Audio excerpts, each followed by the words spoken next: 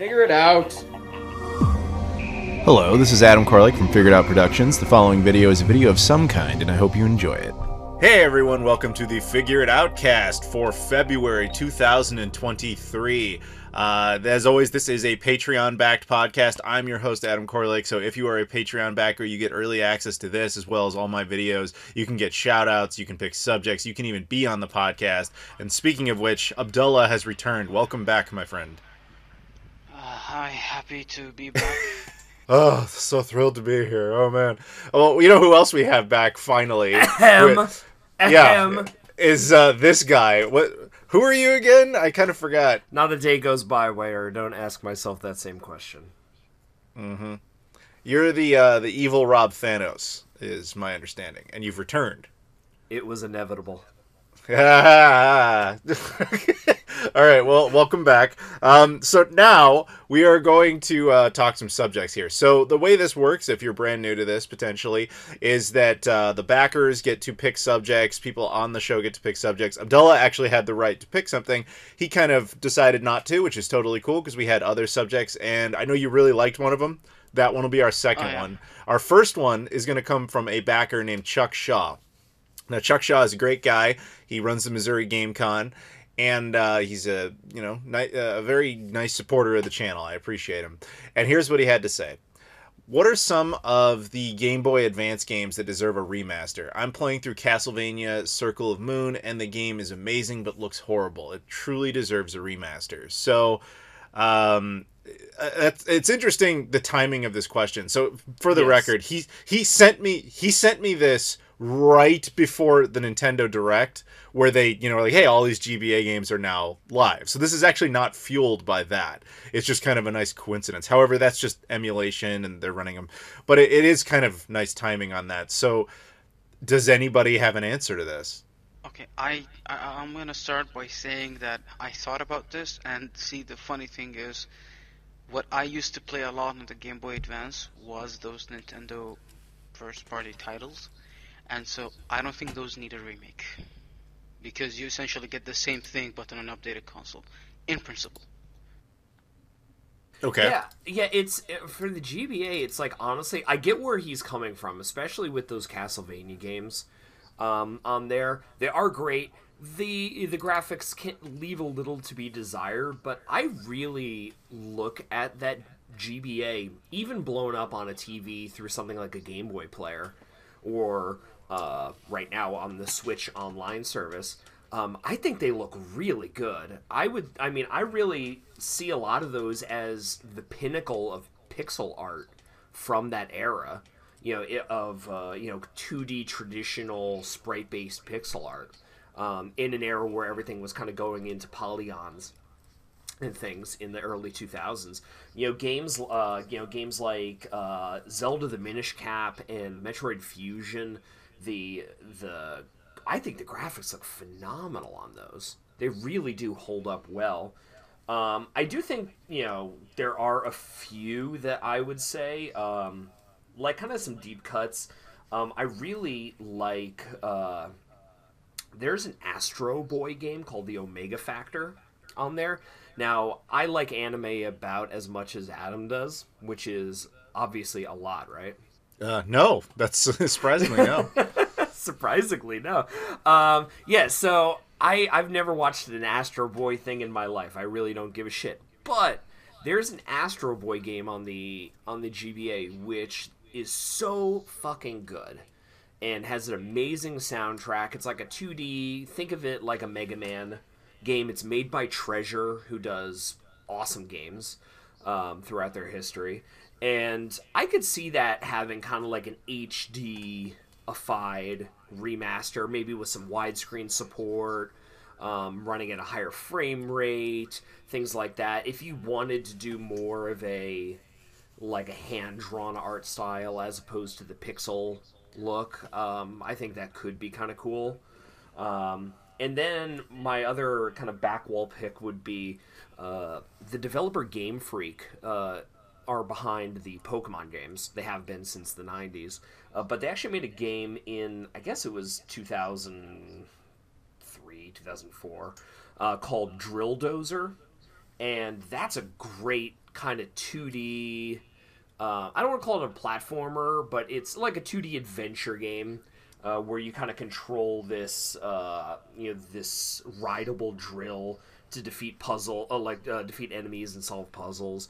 Once again, really great art style that I could see it having the benefit of being up-resed or maybe do a slightly different art style that's kind of in vogue now. But on the whole, like I was playing Kirby's Nightmare in Dreamland recently on my GameCube through the GBA player, and man, even today, it really impressed me how good it looks through HDMI. On a HD TV blown up, it's like it still really looks good. So I'm definitely on the I don't think it needs a lot of work to get fixed up bandwagon, but I do see what Chuck is saying about the Castlevania games. They don't look as good as something like Symphony of the Night or even some of the Super Nintendo ones. So I get it. So, in general, I agree with you guys. It kind of depends on the question. Like, when you say, there's a difference between a remaster, although, to be fair, that's what he said, and then, like, a remake. Like, from a ground up, do you want to start the concept all over again? So, with a remaster, yeah, I'm kind of with you guys in most cases. It's probably not necessary. However, I would argue that if you were, gonna do that, you'd probably have a more interesting time doing remakes kind of in the vein of the originals. And so a couple of examples came to my mind, like one that I would like to see, although we kind of sort of did, was Mario Kart Super Circuit. There were levels of that remade for Mario Kart 8, and it was awesome to play them that way. Now the full-on game, they're not going to do that, but that I think would be really very cool. If you were going to do a straight up, like, full-on, we're going to remake this entire game type of thing from scratch. But if you wanted to kind of keep that 2D spirit and just kind of improve upon it, what I think would be kind of cool is the Sonic Advance trilogy. Which was is a very underappreciated set of Sonic games that were 2D, that were made for the Game Boy Advance. Though, to be fair, the first one is actually on the N-Gage as well. And they're really kind of live and die on that system. I know they've been digitally redistributed and stuff, I think, but like they're not hard to come by, but they officially really have never had any other sort of release. So what I would like to see is not so much that those 3 games just get reissued. That's easy enough. And in fact, they might even be on Nintendo Switch Online for all I know. I haven't even looked through it. But no, it's not. It's not. Okay, it wouldn't surprise me if they get chucked up there at some point. But what would be really cool is to give those 3 games the treatment that Super Mario All-Stars got back in the day. Yeah. Like, essentially, they're remakes that still are 2D flat plane. So the Super Mario All-Stars set for the Super Nintendo, for those who don't remember this, were the NES games, the 8-bit era games. They were kind of remade in the image of a 16-bit game. Now, with this, it would be nice to kind of see something like that. You make the exact same game over again, but you more or less double everything, in a very comical way of explaining it. But I think that would be really neat. But outside of that, I'm with you guys. Like, a lot of the GBA's best games are at their best because they're owning the mastery of 2D. And anything that was, like, super 3D intensive was a tech demo version of a different type of game. Like, like there were versions of Jet Grind Radio and Super Monkey Ball and all these other Sega titles on there. But, like, you don't need to remake those. They had far superior versions that already existed on, like, the Dreamcast to begin with. So I'm sure there's other individual cases, again, like, Castlevania, but that's what comes to my mind. So before I let you jump in, Abdullah, I did want to put in about the Sonic Advance games. I think realistically the reason that we've never seen those crop up again and be re-released, because they are excellent, really excellent 2D Sonic games with cool art style, gameplay advances, is that they were not developed by Sega. They were Yes, they were not. They were published They by were not published. yeah, they were published by Sega in Japan, but in America they were published by THQ, and the developer was Dimps, which is, I think they mostly did like random like adaptations. Like I'm looking at their thing, it's like Digimon games, Dragon Ball Z games.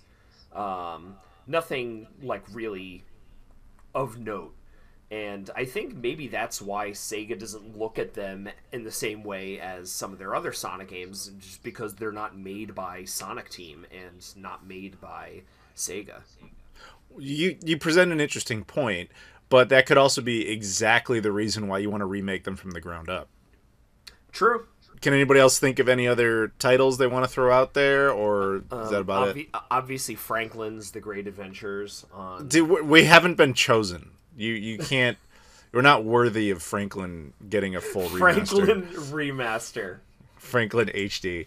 Actually, if I'm going to put out a joke answer, it's going to be Star Wars Episode 2: Attack of the Clones.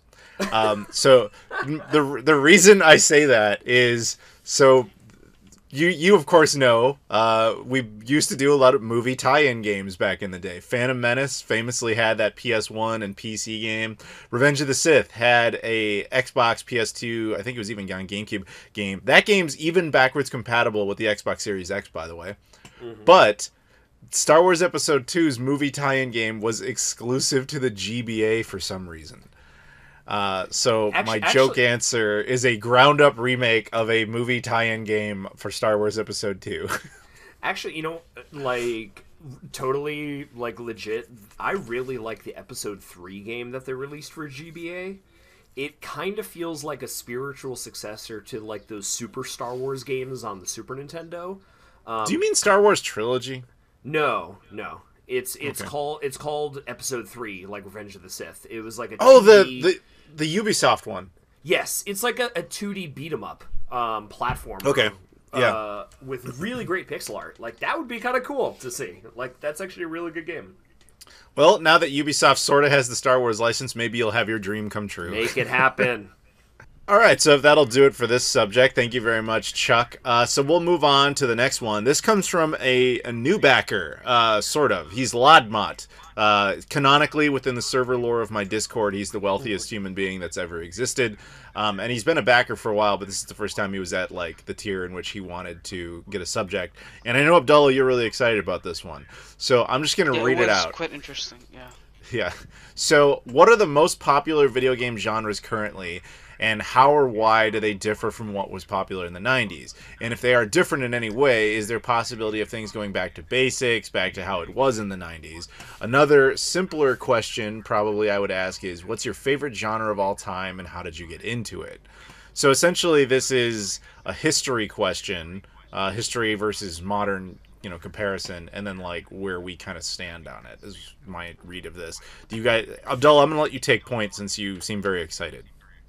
I got my hands on a Bubsy game, on the Bubsy game, okay, for the Genesis, right? And then I was thinking that during that era, although I wasn't alive at that point, it seems you can clearly see that at that time they were trying to push a lot of those. I don't know what the word is. I don't remember. Mascot platformers. Yeah, mascot platformers. They were really trying to push those, and that's it. The platformers, they were the most dominant thing in the 90s, and you could see all those characters that died out eventually. And that Bubsy was actually a funny one. I think, even I recall, there was even a cancelled show for that, if I'm not mistaken. I'm not a Bubsy historian. I'll trust you. So it was interesting to see how the landscape has changed, because when I talk to people who play more modern games, and I'm saying here people who may know about the existence or may have played those older games to be more precise, when they were kids, but they're more of the quote-unquote, I would say, modern gamers now, and most of them, from what I saw, well, before it was platformers, now it's this open world adventure kind of situation, and even games like Sonic, who were purely platformer, you could see with Frontiers how they've started to develop in order to adapt to the current landscape. I don't think there's wrong or right with that. It's just that we feel that the older one was better because of the nostalgia we carry for it. Yes, there are things that we can get technical about, but in general, it doesn't matter which is which. It's just what people want, and that's what's going to be dominant, even whether we like it or not. But it doesn't mean that it's intrinsically that the older one is intrinsically better than the current one. So you skipped one. You forgot about first-person shooters. They took over for 15 years.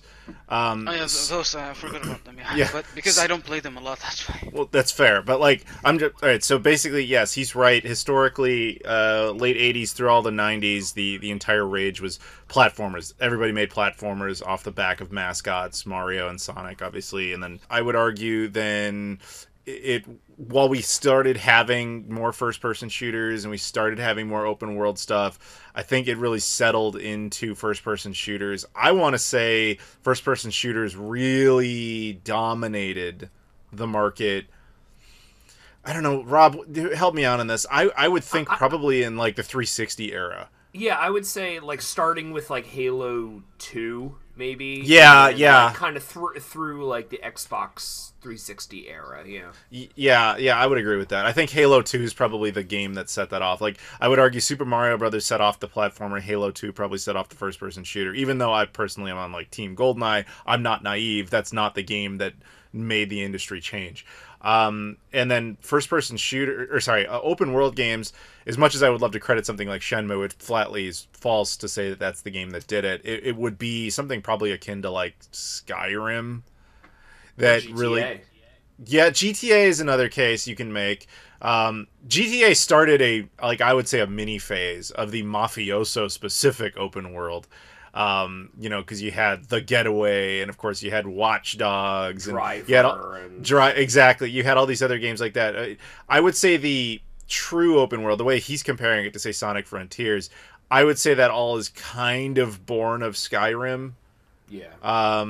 That would be, but it was kind of a delayed reaction, in my opinion. I mean, like, Skyrim was like 10 years ago at this point. Yeah. But lately, there's been a lot more of it.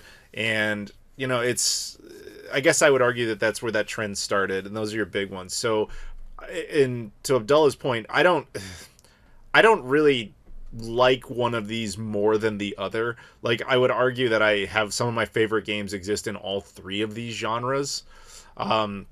Literally my favorite game of all time is an open world game. And then my, second and thirds are all like either platformers or, first person shooters. So like it's logical when the industry is entirely driven by those games that you're going to get attached to a few. So I want to back up just a little bit and talk about shooters more, specifically about the multiplayer aspect of it and how it's changed from the 90s to today. Today, the focus is so much on the Battle Royale subgenre for online shooters. Your PUBGs, Fortnite, Apex Legends, Warzone. When back in the day, there would be more... I would say more of a variety of objective-based modes for online shooters. You had Deathmatch, you had, King of the Hill, you had Capture the Flag, you had Demolition, you had VIP, things like that I miss that variety in online shooters today. And if you want to look at kind of a case study of a game that tried to bring things back to how it was in the maybe the heyday of first-person shooters in the early 2000s, is Halo Infinite, which came out in did it come out? Yeah, last year, I think. So this game was really an attempted reset by 343 to kind of bring Halo back to its glory days and recapture some of the spirit of a game like Halo 3 or Halo 2, and eschew something like a Battle Royale mode in there in favor of a more back to basics mindset. And while there was like a lot of good publicity about the game at launch, the fans almost wholesale turned on the developers and turned on the game and walked away from it because they disliked the lack of updates or leaning too much into, you know, a certain mode or microtransactions or a lack of cosmetics, you know, or a lack of a roadmap, not delivering on promised features. So that kind of showed like that, unfortunately, maybe the market for that type of game had just moved on and really was kind of over that traditional 90s 2000s style of online multiplayer, which is a shame because I actually think the game's pretty fucking good, and I do still play it every once in a while. But yeah, I kind of miss the variety in gameplay styles for online shooters as opposed to today, where it's just the market is so saturated with every game having a battle royale mode. And I don't know, maybe that's just member berries. I do miss a lot of the kind of what Abdullah was saying, like the mascot platformers, especially like there's a big resurgence today in 2D platformers. You have games like Celeste or Cave Story, Rayman Legends was great, Mario's gone back to 2D, Sonic going back to 2D, Metroid going back to 2D. So there's like a big emphasis. A lot of indie games are 2D platformers, but you do see kind of a lack of 3D platformer love, you know, akin to a Super Mario 64 or a, you know, Crash Bandicoot. And they're kind of few and far between. Like you would get something like Yooka-Laylee, which is just a throwback title to Banjo-Kazooie, or something exciting like A Hat in Time was a really great 3D platformer on the PS4 and Switch. But yeah, like I'm hoping that in the next few years, as indie studios start to really feel their oats and develop more ambitious games, as opposed to just a traditional 2D platformer, that we might be able to see some more 3D oriented platformers. I'd really like to see a return to that.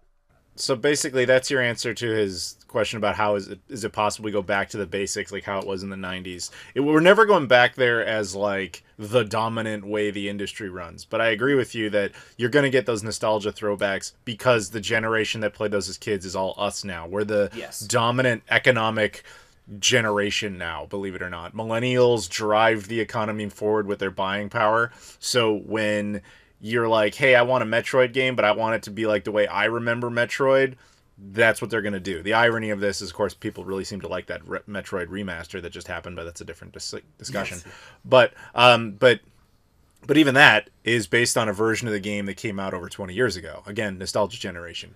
But that's the most you're going to get is those kind of throwbacks, and we live in that bubble moment right now where they're going to keep doing that, but eventually we're going to get older and they're going to start making nostalgia throwbacks to like early 3D stuff like Dreamcast, PS2 era. Like that's around the corner. You know, hey, that is. We just got a new Samba de Amigo announced. There you go. So it's yeah, we're never going full back. We're just getting some those nostalgia berries, and that's about it.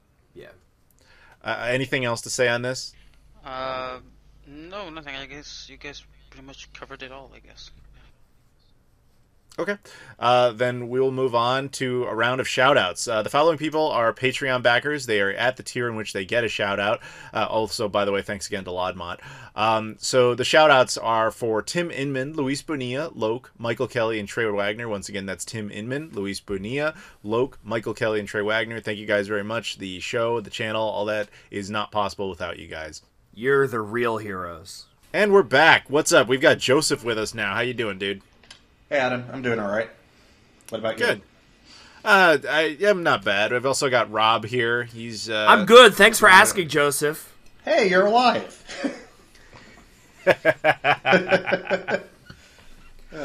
For now. For now.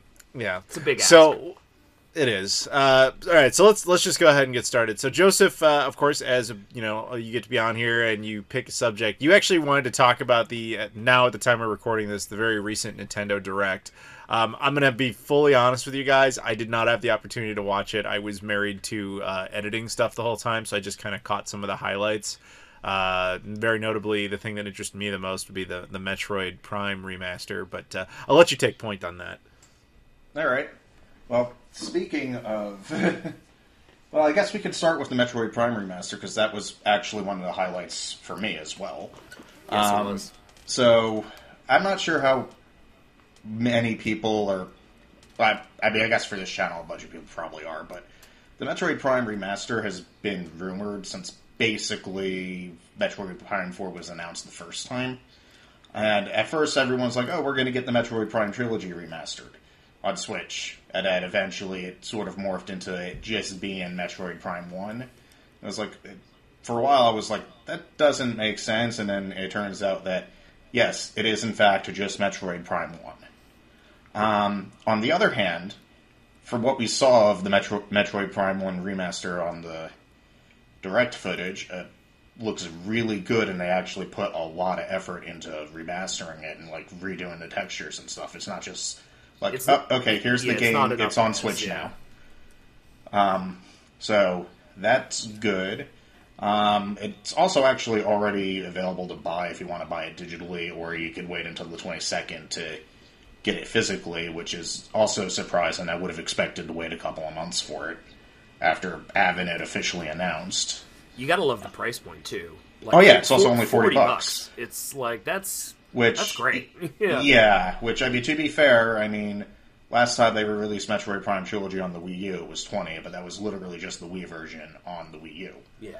Like, it wasn't even up-resed or anything. Yeah. And they did add, they have, like, multiple control schemes, too. You can do the motion controls from the Wii version. You can do the traditional kind of lock and aim from the GameCube version, or you could do a more, what would be acceptable nowadays, twin stick. Yeah, that's actually something I'm more excited about than the graphics. Yeah, honestly, just like because I've tried to play through Metroid Prime 1 like at least 3 times now, and I've always fallen off it. At some point, like the last time I played it, I got much further than I usually did. But even then, the motion controls, the pointing with the Wiimote, and the walking, I mean, wrong with the nunchuck is fine, but like the motion control pointing is just like, it tires me out more than even just like moving the Wii remote is than just like playing with a regular controller. Yeah. So I'd be like, okay, I'm done. I have to take a break, which is probably more healthy for me to take breaks every like hour or two instead of like how I could usually get into games when I really get into them. Yeah. But at the same time, it makes me less wanting to keep playing and play it again, because I'm like, do I want to really tire out my arm? I mean, or whatever, or just like, do I want to deal with that control scheme? So eventually it just got to the point where I have other stuff to play, I'll play this, and then I forget about it, and then stop playing it. So I'm really excited to actually play through it once, my copy gets here, because I decided to go physical, like I usually do for consoles, which, incidentally, is probably weird now that I have a Steam Deck and a gaming PC, and generally am buying stuff that's on multiple platforms on that, but it's just like, there's really no advantage in most cases to buying a game digitally on a console, so it's just like, whatever. Yeah. One thing I do think that's weird about this, though, is that, like, the fact that we just got Metroid Prime 1 as a remaster, it makes me wonder about Metroid Prime 4, because at this point, like, there are 3 Metroid Prime games, so common wisdom would state that, okay, we're going to also get Metroid Prime 2 and Metroid Prime 3. That's starting to make me wonder if we're even going to see Metroid Prime 4 on the Switch at this point. Or if it's going to be on whatever Nintendo's next console is. I disagree. I think that this is a proof of concept to test the waters. I don't think that they wanted to put in the effort necessarily to remaster the entire trilogy, because Metroid has never been a super popular series. Now, Dread, last I heard, I think is now the best-selling Metroid game of all time. So I think there is more of a resurgence in the franchise in the public as of late, but I think Nintendo was hedging their bets. I don't think they wanted to put in all that time and all that money and effort to remaster the entire trilogy and have it sell, like, 1 million copies. They put effort into this remaster. It's really good. But, I think, I don't know if they wanted to, commit to doing all three with Metroid Prime 4 around the corner. So I would not be surprised if we just get one, and then 4 comes out, next year sometime as probably the last big release on the Switch.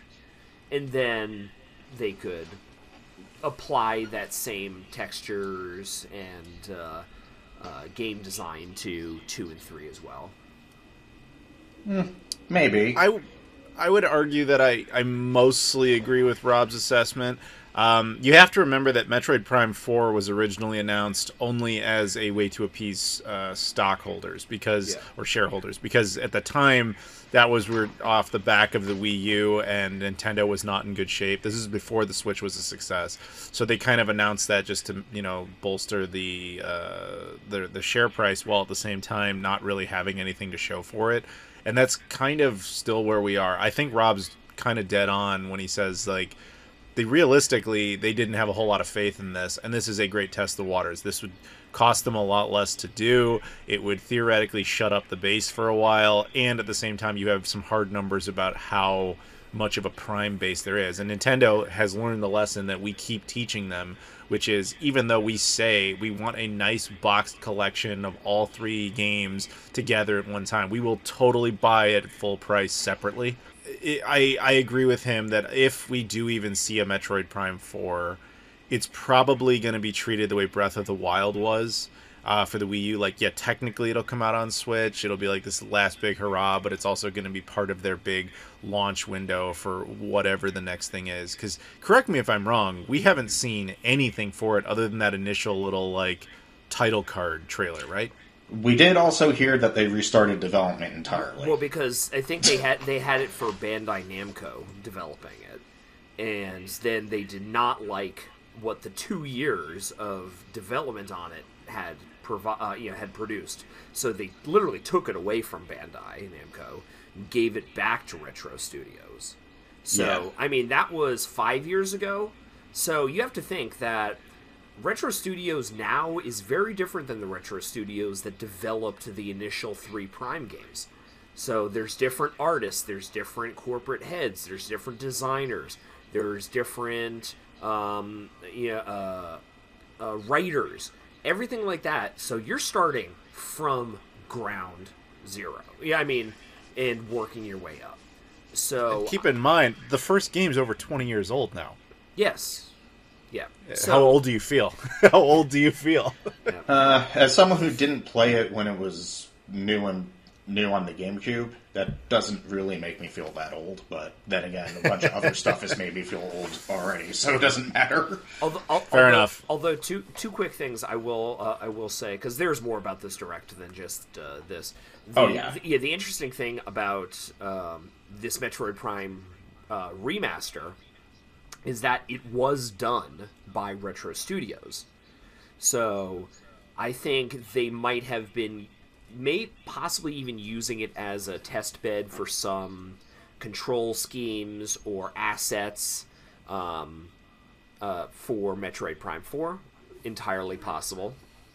But also, I'd like to point out that Nintendo's been really good in this interim development hell that Prime 4 has been going through since 2017, is that they have now released 3 new Metroid games in this course of time, because the same day they announced Metroid Prime 4, they announced Samus Returns remake on the 3DS.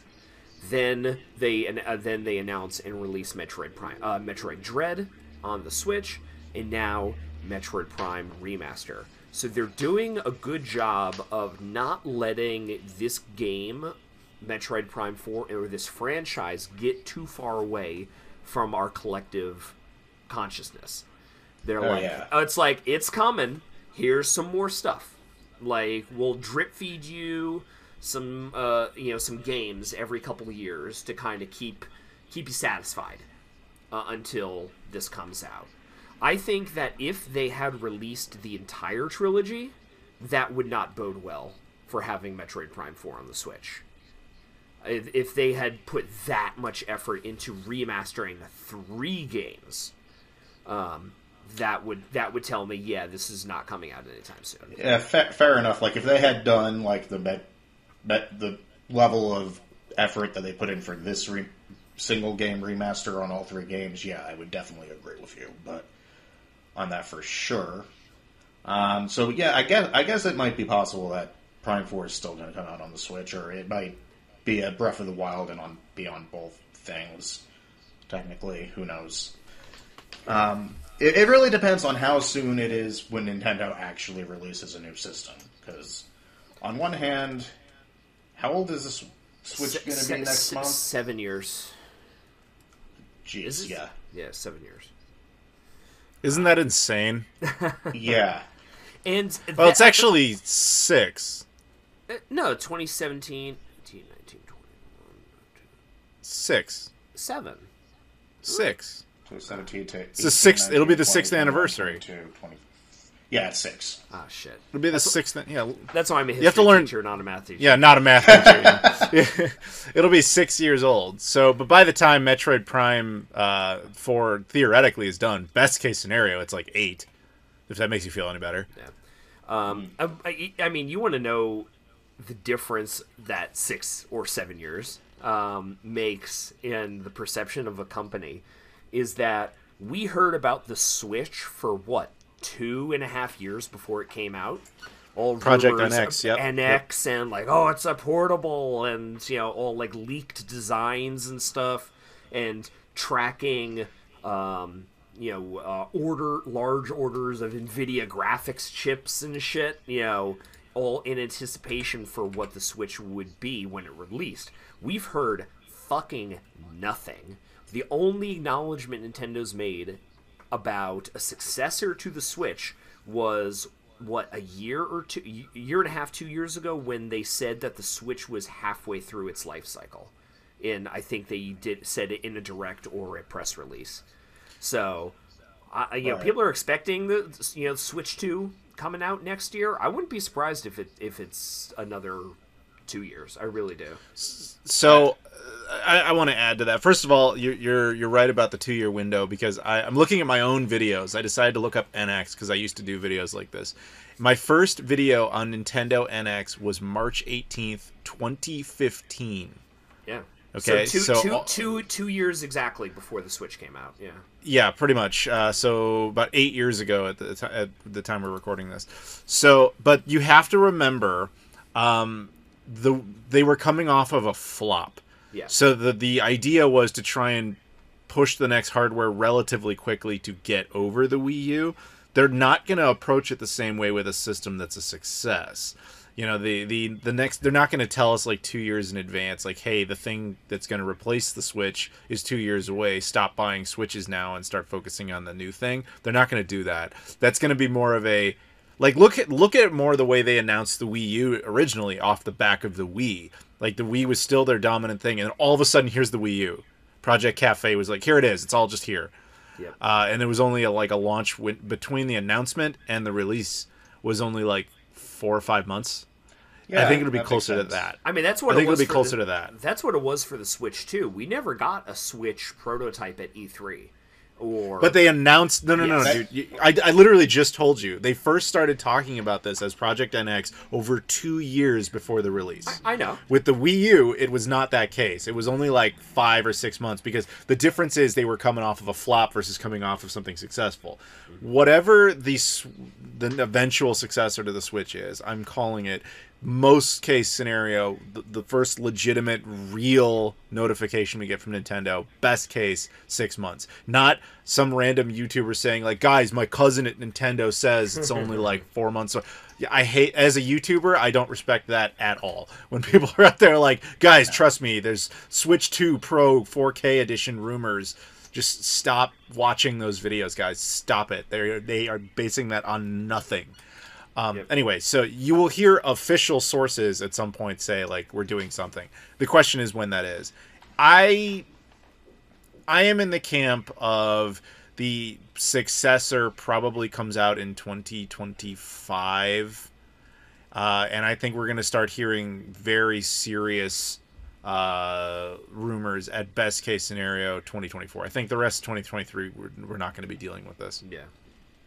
Yeah, like because if it was going to be coming out like this year or even possibly like, well, I mean, I guess with next year we might not have heard about it yet, but if it was coming out this year, we'd know about it by now, because hell, the new Zelda is coming out in May, so yeah.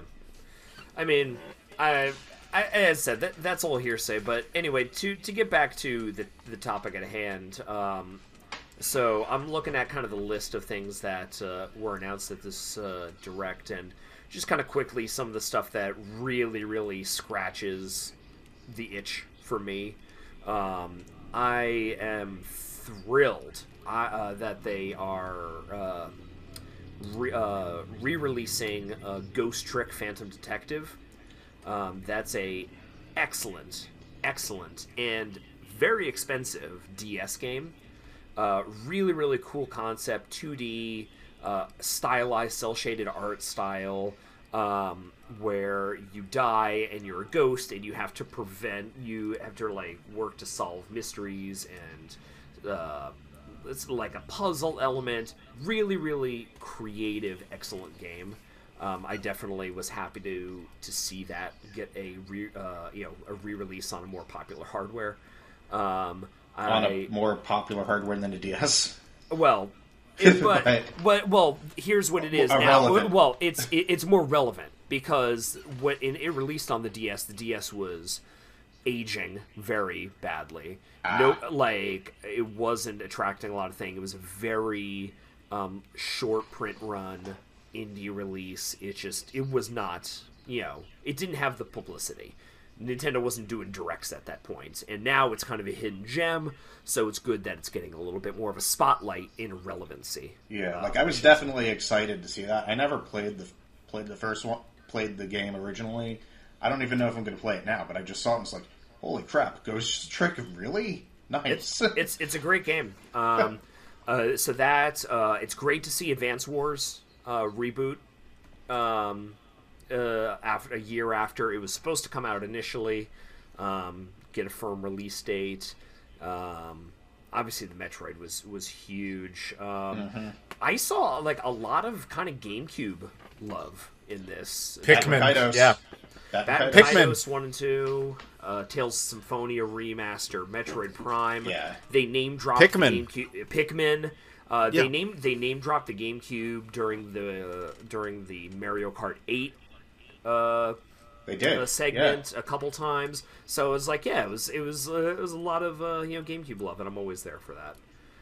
And then the Switch Online editions. Now I don't have the expansion pack.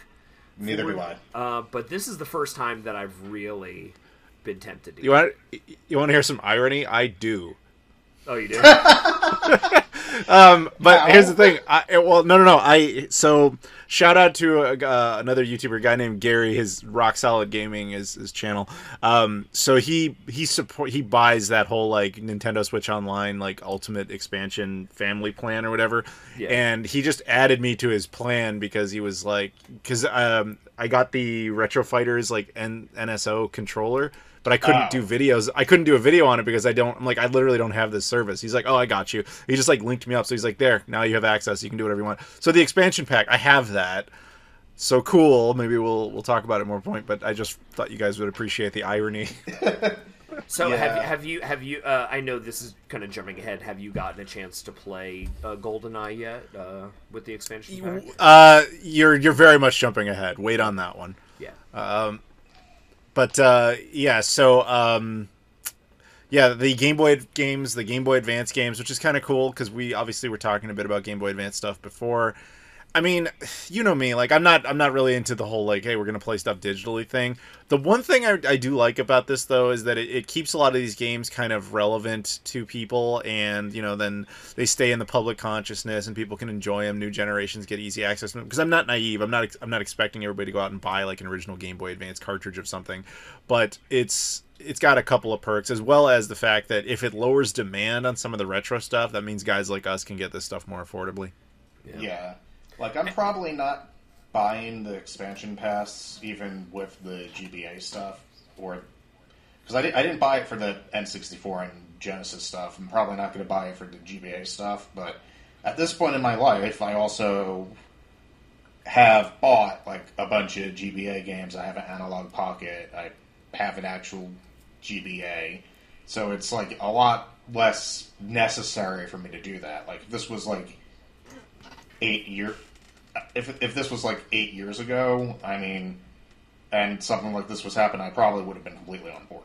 Yeah, I agree. I have a big GBA and Game Boy collection, but for the amount of time that I spend on the road traveling with my Switch, like the idea of having an app that I could go in and I could play some Super Mario Land 6 Golden Coins or some Minish Cap. In between playing, some AAA games, and cool indie stuff in my library, it's like, that sounds really good to me. Oh yeah, no. If I traveled all the time, it would be also a different story. I mean, I do have flashcards that I could put the games on and bring my Analog Pocket with me, and you could also like use the firmware that lets you just load the ROMs in directly. But it's just more convenient to have like one or two devices than to have like 3 or 4, depending on how long you're going to be around doing stuff. I actually did have a question about one thing in the direct for Adam, just because I don't know if he has any insight of that. Is the new Samba de Amigo game? It's funny. Announced? It's funny you mentioned that. I was just going to bring that up, but go ahead. Is that being made by Sega, or did they? That out?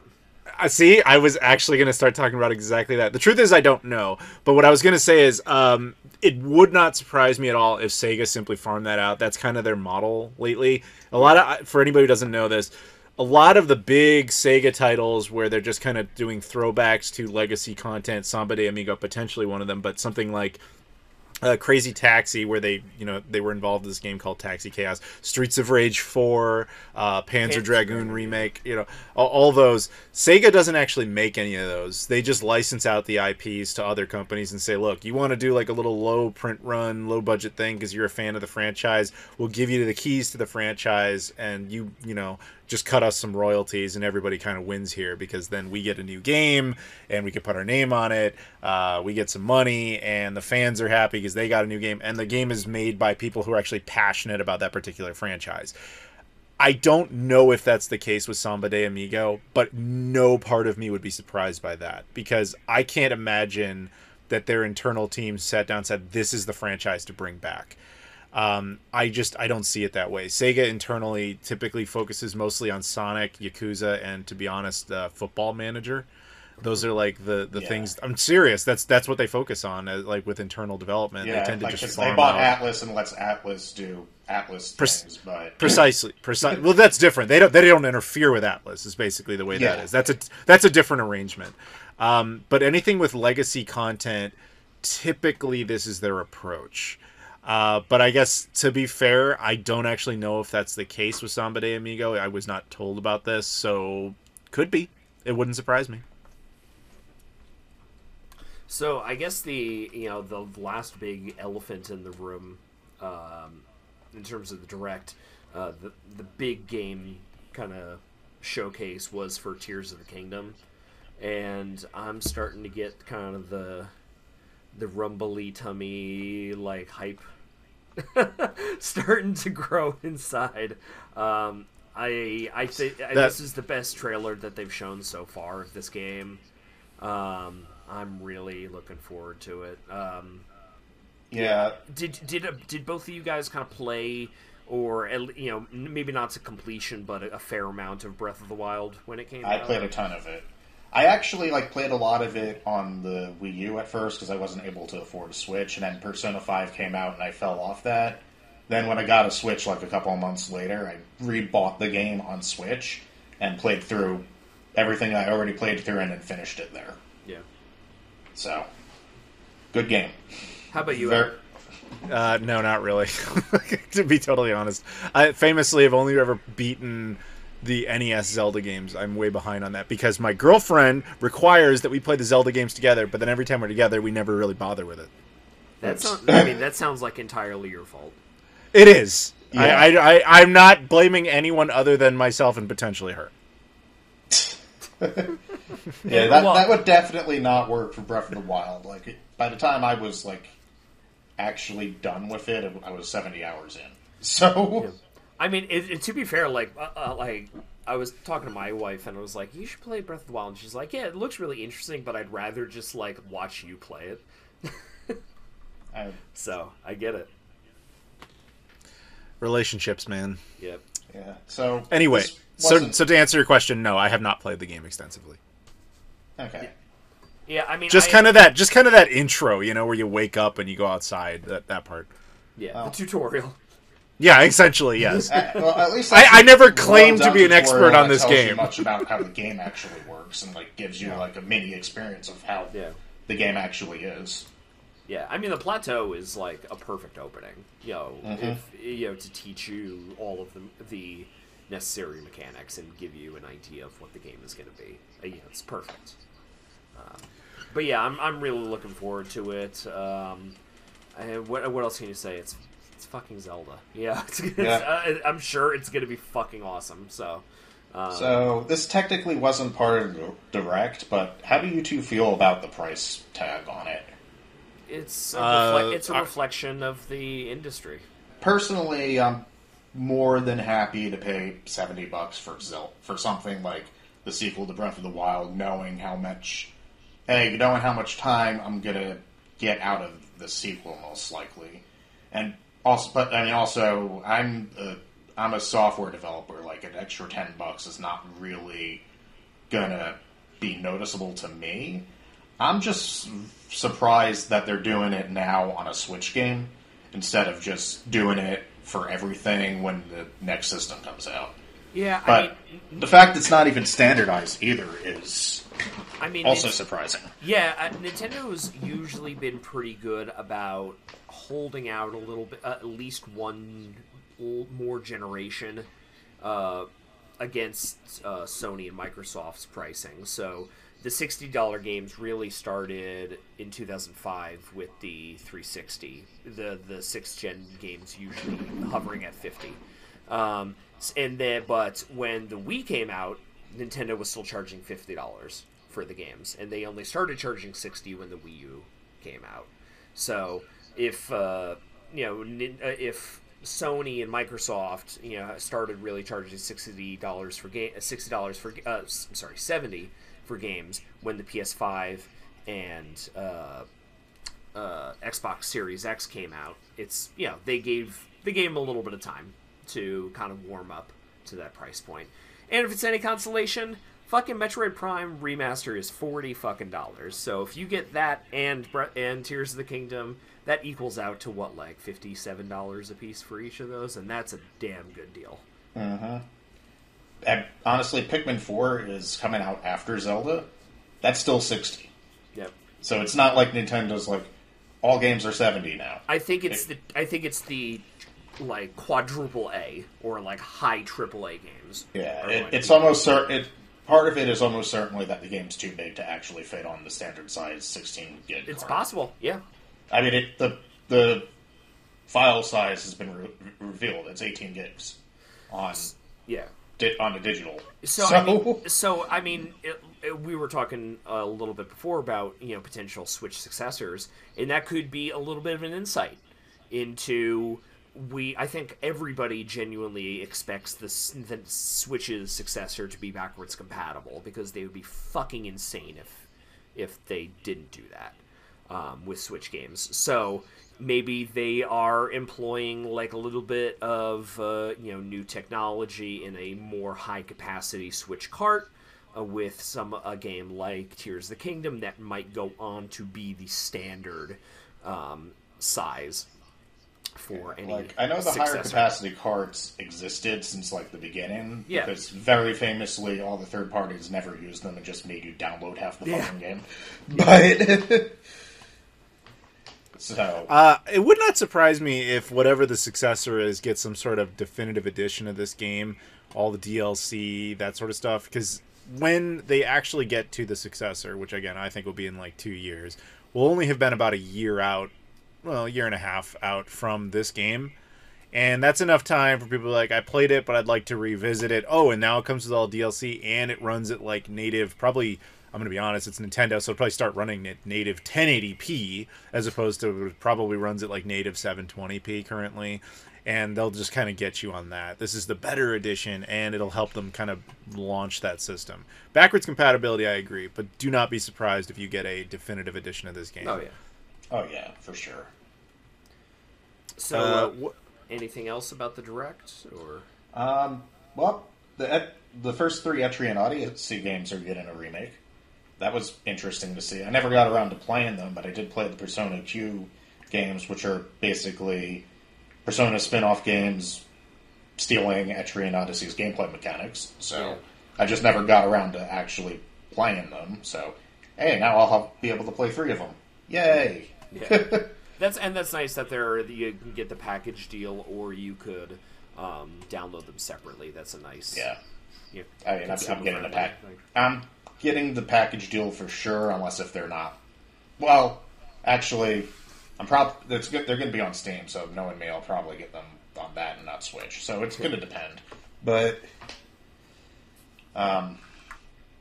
also, I was also surprised that when they started to Direct, that they started off with Pikmin 4. I was expecting cold open, yeah. Yeah, I was expecting not to see anything about that for a while, honestly.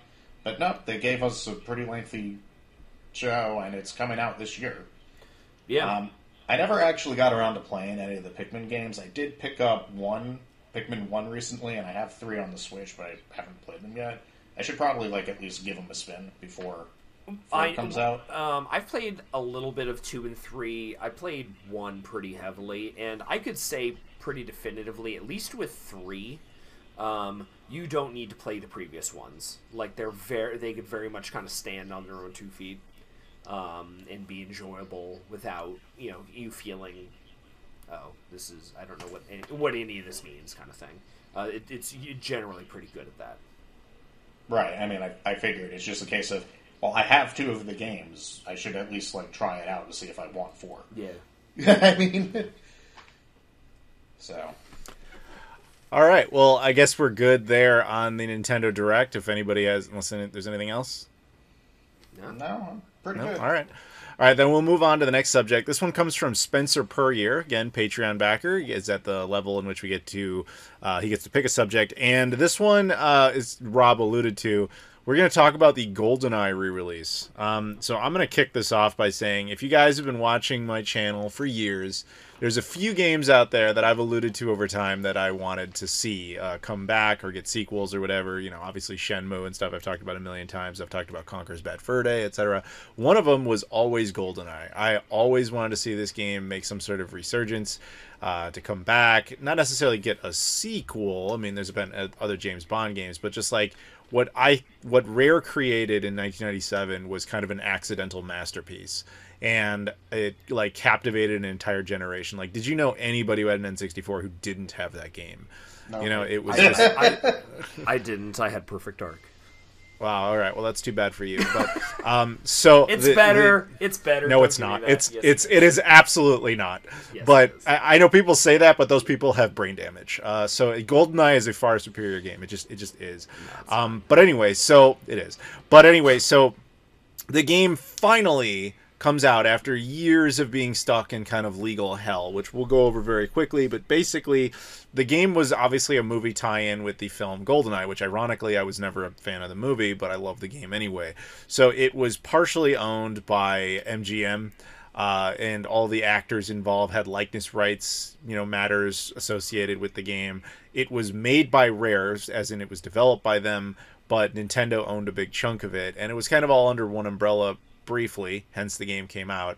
Then over time, because the movie deal expired, and then Nintendo sold Rare off to Microsoft, thus splitting it into multiple parties. The game James Bond IP, for game purposes, I believe ended up in EA's hands for a while, and then eventually at Activision's hands. In other words, the ability to re-release this game legitimately was split into 1,000 pieces. There was a 2007 attempt by Rare to re-release the game with modern updates, then modern updates in 2007. We now know it as the GoldenEye, prototype, which surfaced only a couple of years ago, and we'll get back around to that. But basically, that's the situation. We were stuck with all this stuff. So eventually, I guess what solved it was that people at Microsoft and people at Nintendo sat down and said, okay, how can we cut a deal here and get this game out? So what we know now is that Nintendo basically said, like, for us to sign off on this, the Switch version has to be the superior version. The Xbox version can't be like this perfect 4K remaster, while the Switch version runs at like just a comical level of emulation. And Nintendo had the power to do that, and Microsoft simply said, fine, if that's what it takes, that's what it takes. So how is the actual re-release? Have either of you guys actually played it? Nope, I haven't played either version. I have not, no. Okay, so I have beaten it all the way through on the Xbox Series X. It is buggy as hell, which is not really a surprise. Ultimately, they just used emulation. Just like GoldenEye. Yeah, well, it's much buggier than the original version. Basically, they used just emulation. People even reached out to one of the original developers, and they're like, "Is this like a source code port or whatever? What is this?" They're like, "No, this is just straight up emulation with slight modifications, and slight enhancements here and there that come via emulation." And the primary reason was because that was the only really way that the Switch was going to use it. And so, as I said, Microsoft was forced to just kind of have parity with the Switch version. So I beat it all the way through. And when I say beat it all the way through, I mean, like, I beat it on 00 Agent, on every level, like, everything. Like, I unlocked all the cheats. I did everything.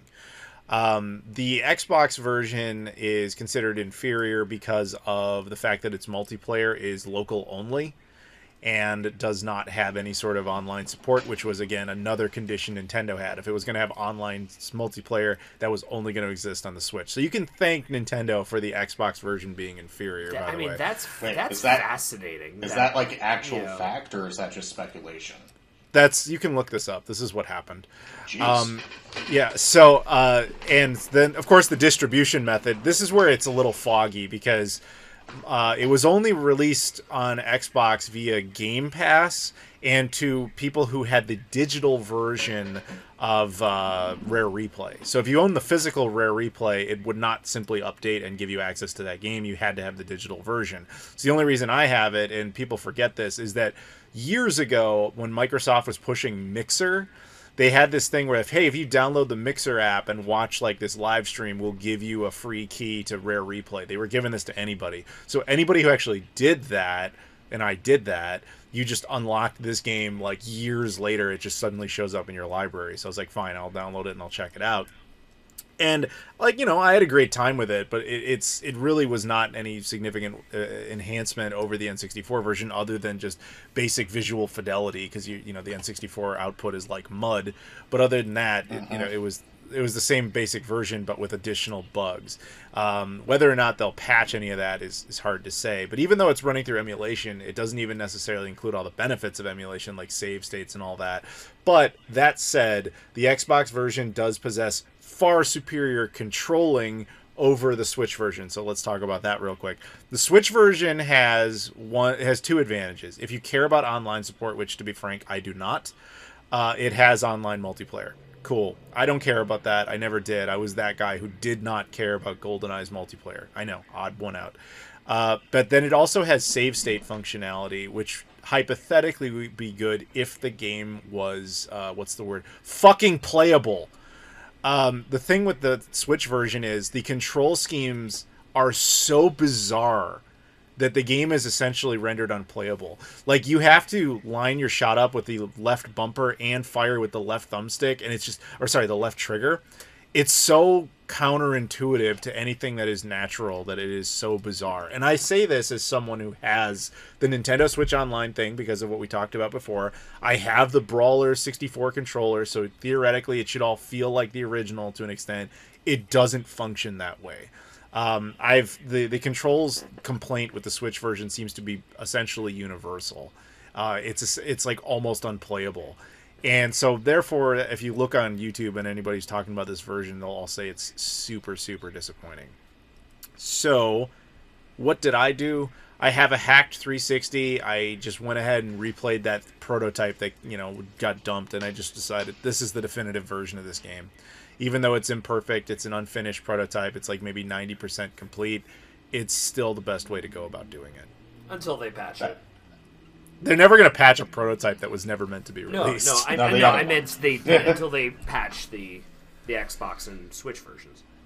If they do. They might not patch the Switch version. If the issue with the Switch version is the control scheme, they might not patch it.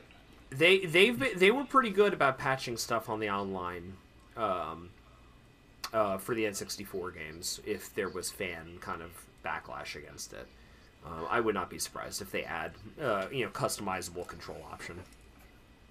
I mean, there is a customizable control option to an extent. It's just comically limited in its terrible choices. You just have a series of really bad layouts. There's even an option to play with, two controllers at once. It's stunning, the level of stupidity that was put into that. But, just basic control scheme is kind of not there. And so I absolutely hated it. I couldn't even get through Damn on easy mode. And keep in mind, I'm able to beat 00 Agent on every other level on the other versions. It's so bad the way it's laid out. So whatever. But yeah, I could see some sort of basic patch come for the Xbox edition just to work out some of the graphical glitches and sound glitches that come with it. I can't remember off the top of my head. There were some levels, when I would use the throwing knives or whatever, right? If you did that, then the sound would just be disabled in the game. We're talking basic stuff. So I could see them fixing some of that, but at the same time, I'm just speculating here. But it would not surprise me if this is just a rights matter, where they did this just to unlock certain rights, and now that'll give them the ability to do a proper thing later. Because I don't see any other reason Microsoft agreed to this. Because they essentially just gave away the game. I mean, you can basically not even really buy it. Unless you buy Rare Replay digitally, which is a $3 release at most. So there was not a lot of incentive here. Plus, Microsoft, I believe, was the ones who had to pay MGM and the actors. You understand, they had to give Pierce Brosnan a check for this game. Right. They had to give Famke Janssen a check for this game. Every actor had to sign off on it. Or the estates of the deceased actors and so on. Everybody... I don't think Microsoft was doing that for a game they were giving away for free without some sort of, okay, we'll let this be the version that exists right now to satisfy Nintendo, but eventually let's do a proper thing. That might allow the ability of that failed 360 version to eventually see the light of day in a final form, but again, that's pure speculation. I mean, it's definitely disappointing to hear that the Switch version is complete garbage in terms of controls, considering it's the one with online multiplayer, which is what a lot of people who would want a GoldenEye re-release would want. especially nowadays when you generally don't live in the same place as a lot of your friends, or a lot of your friends you had growing up, or stuff like that. But I mean, it is nice that it is at least officially re-released now. Though, ideally, it would be better if the releases were good. Yeah. Yeah. You know, in a nutshell, that's the whole thing. It'd be nice if the re-releases were good. You know what re-release is really good and has perfect control and the graphics are up-resed with online multiplayer? Let me guess, Perfect Dark. Yeah. See, that's what happens when you don't have any rights issues. Mm-hmm. It's what happens when they have a better game to start with, too. No, it's by far an inferior game, but it does have no rights issues. That's really the plus there. Nintendo couldn't get in the way and stop it from being good. I'm surprised there were no rights issues with Perfect Dark. Honestly, it's just Rare. Yeah. Yeah, Rare made it all by themselves. So when Nintendo sold Rare, they sold that game. Oh, okay. Yeah. Whereas GoldenEye, I don't remember the specifics of how Nintendo ended up with a big chunk of that, but they did. I don't know if it's because they funded a good chunk of it or what the original problem was, but I do know they owned essentially a third of it. Microsoft ended up owning about a third of it, and then various, MGM, I believe, owned about a third. So you had to have all these different parties sign off, and it was just hard to justify who was going to pay all that and for what purpose. Now we know Microsoft essentially paid for it all, which is what confuses me, because they ended up with really nothing out of this other than the ability to tell Sony, like, hey, you don't get a version of GoldenEye. Like, that's really all they can do. So I maintain that I believe this is some sort of stepping stone to a, proper re-release or proper remake, but that might just be the fan in me who wants that and just can't understand why you would do it this way, other than what we know, Nintendo forced parity on them. But give it some time. I say give it some time. I think it'll be patched, and both ones will kind of be on par with each other. Could be. I do find. I mean, I know it's because Nintendo forced it to only have local multiplayer, but it is bizarre that the version of it on Xbox is the one that doesn't have multiplayer online, right? Yeah, and that's essentially why is Nintendo said this was a condition of them allowing the re-release.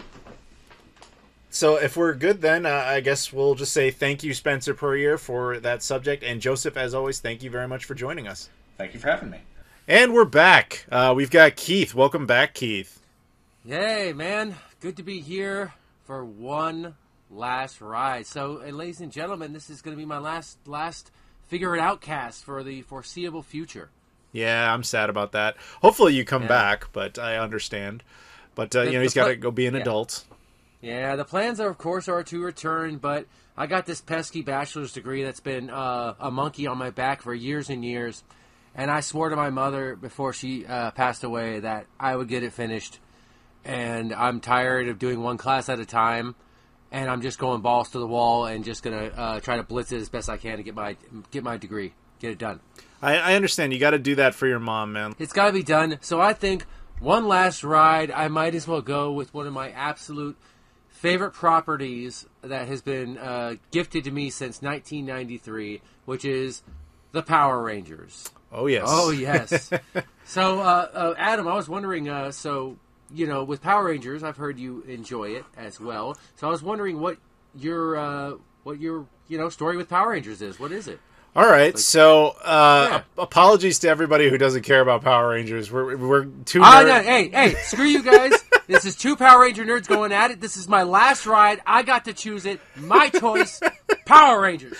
Yeah, I was gonna say that in nicer terms, but yes, we're just two nerds who are gonna talk about Power Rangers. So, I was at exactly the right age for when Mighty Morphin Power Rangers came into existence. There in the early '90s, it's pretty much defined the early years of my childhood, along with Teenage Mutant Ninja Turtles and Thomas the Tank Engine. Like, those were it was the exact right early adolescence, show.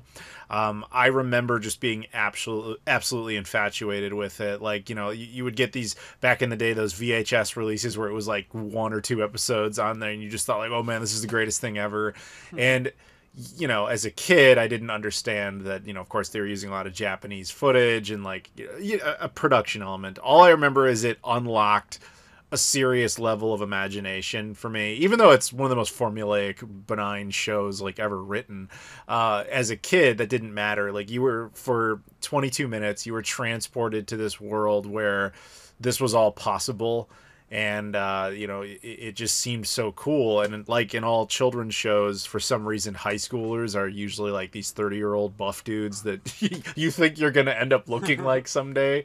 I absolutely loved it as a kid. I got all the toys as soon as I could. I remember the first time I actually saw a Power Rangers toy, because like the show was out, but it was so stupid popular, you couldn't get the toys. Like, you just straight up couldn't. Like, you go to toy stores, they didn't have them. It was too popular. I will never forget that the first time I got to try one, a friend of mine, his friend had actually been able to get a hold of the Megazord. And so his friend let him borrow just the Tyrannosaurus Zord toy. And then he loaned that toy to me for like a day. I had to give it back the next day. And I was like, I need to have my own Megazord. And I will never forget this. Like, I used to beg my mom to try and find a way to do that, which of course, like, how she couldn't like mass produce them. There was no way for her to do that. But I will never forget being in a grocery store with my mother and just like forcing her to awkwardly go up to people and see if they had one for sale for no reason. Like, just, you know, and when I say they, I don't mean like the employees at the store. I mean just like random people walking around the store like, hey, do you happen to have a Megazord you don't want? Like, I made her do that as a child. Obviously, I did eventually get some of those Power Rangers toys and all that, and like a lot of kids, you know, I remember the first season extremely well as a child. It became this like event. You would just watch Power Rangers, right? The second season, which was the one where they changed cast, as I'm sure you famously know, Jason, Trini, and Zach are no longer on the show. But that second season, it starts off with the traditional cast. And I remember just when that first episode of season 2 came out, like, that was a national event. That wasn't something that was just for kids. Like, adults watched that. That aired in primetime television. That was a big deal. Like the coming of Lord Zed and all that. It was just like you somehow made a season to like what was then like the biggest show in the world. And then, you know, I kind of remember somewhat losing interest when the cast changed. Now, partially that was due to age, partially that was just not liking the fact that they changed the cast, which as an adult, I understand why that happened. I got a bit of a resurgence when the movie came about. But like as a kid, I never really watched season 3. And then obviously any of the stuff after that, I was just too old by that point. So I really didn't like Power Rangers Zeo. I remember trying to watch that and thinking this is doing everything it can to destroy everything I love about this franchise. And then from there on out, I just truly never watched it except for, you know, occasional episodes like when they did Forever Red in 2002, which, by the way, that was meant to be the 10th anniversary episode where they had 10 Red Rangers. I posted this a few months ago. The 10th anniversary episode of Power Rangers is in of itself now 20 years old. Boom. Yes, coming up on the 30th anniversary of the entire series. Well, no, we're already past it now. Yeah, but I'm just saying, like that to me was one of those you're really, really old moments. But I live and breathe Power Rangers as a child. I don't even know if anybody out there remembers this. The Power Rangers had, at the height of their success, the Power Rangers live action event. Like, it was a show. You would see it in. Just as the Turtles came to you live, so did the Power Rangers. And I got to go to that. Wow, really? Yes. My mom pulled every string she had at her job. So my mom's job back in the day, they had a percentage ownership share of a what are they called? Skybox at the United Center in Chicago. The United Center is where like the Chicago Bulls and the Blackhawks play. So my mom's company owned like 50% of one of those boxes. So they would have access to those things. And she pulled like every string and every favor she could to just get a few tickets for one night at that show. Man, that was insane. And that was such a good show that there's very little footage of online anymore. I even had until last year the manual that went with it, like the, you know, you go in and they give you a little like pamphlet of like all the stuff that's going to be in it. Like a program? Yes. I had that until last year when my house fire happened, and predictably that thing didn't survive. But so it's there's a lot of good memories there. You know, it was crazy, and it's funny because like it should have been over for me at that point. I remember thinking that the movie was, at the time I remember being disappointed in the movie because it again had the newer cast, and as a kid I wanted the older cast. I didn't really like how like the main villains of the show kind of weren't really relevant in the movie, and you know, all this stuff. I just remember it through the lens of being a kid, and then but as an adult, as weird as it is, I do appreciate some of that stuff more. And I remember having this big resurgence in an interest in Power Rangers, specifically Mighty Morphin Power Rangers, probably around 2001, 2002, because this set me down in multiple paths. We had an English class my freshman year of high school, and one of the early assignments was everybody had to like read Romeo and Juliet, right? And our teacher wanted us to get creative with it, so she gave everybody sections of the story, and she's like, break off into groups, and I want everybody to like go out and, you know, film a chunk of this story, and you guys make a little video portraying this section of the movie, of the story, however you want. So most of the kids in the class got together, and they would just, hey, after school, let's all get together. We'll sit there with the lines of dialogue, and they would just stand next to each other and just read their lines. Like, no effort put into it. Like, it was just a school project. But for us, the group we ended up in was all a bunch of creative people that were like, well, one of us can do special effects. One of us is a pretty good actor. One of us has access to a bunch of toys and all this creativity, right? So, and we really wanted to do that. And so I kind of quasi-wrote and directed my version of this, which basically I had the sequence in which Tybalt has killed Mercutio, and yeah, and then Romeo has to pursue him, and then, you know, ultimately kills him, right? And so we changed all the names slightly so that it was every one of our friends' names, and the whole sequence became just like a bunch of references to stuff we all grew up on. But the most infamous part was when we did the part where they finally confront each other, where Tybalt and was played by a kid named Tim, so we called him Timbalt, etc. He meets up with Romeo, and they have a little fight sequence, and the way they did their fight sequence is that Tybalt morphs into a Power Ranger. Like, he just pulls out a power morpher. We did the full animation scene, like, and everything of like of him turning into we had Power Rangers costumes laying around from when I was a kid, and we were still kind of young enough where it sort of fit. So it's like he did this whole big morphing thing, and I don't know, it just, we had a lot of fun with it. And then I realized, like, I kind of want to go revisit this franchise, because I was just remembering this from my early childhood, you know, stuff. And around then, the show was starting to get a little bit of a resurgence. You know, they started airing episodes of it on Fox Family, if you remember that channel. Yep. I remember Fox Family. I remember the resurgence too. Yeah, they started airing stuff like that on TV. So it was like, wow, you were able to. I mean, we live this is a different era. Everybody out there, like, streaming and stuff, DVDs, not really a thing yet. Like, DVD was on the upswing, but like, you didn't really have home box sets of, you know, Power Rangers on DVD or whatever. But anyway, so it was cool to see that, and then that kind of kept my fandom energy around. To the point where I eventually found out they did a full series DVD release of the show in Germany, and I imported those DVDs. I still have them.